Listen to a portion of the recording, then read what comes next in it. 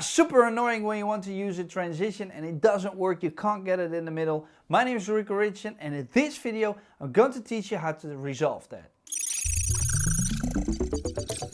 So we've got two clips over here that are just regularly transitioning from one to another. But let's say I want to use a different one. I want to use the one that Resolve brings.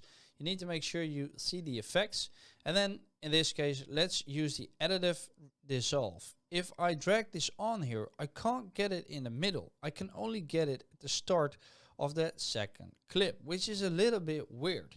I'm going to show you how to change that, because the whole problem with that is that this is the beginning of the clip. I can't drag it out any further.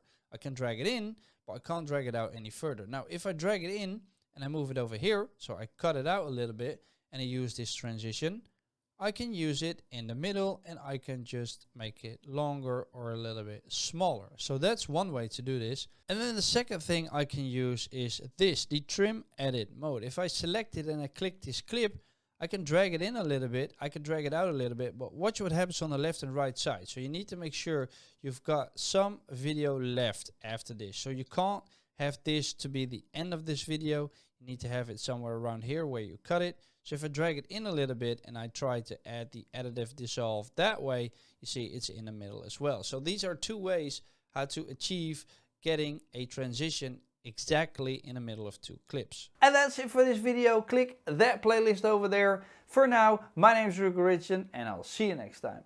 Doei!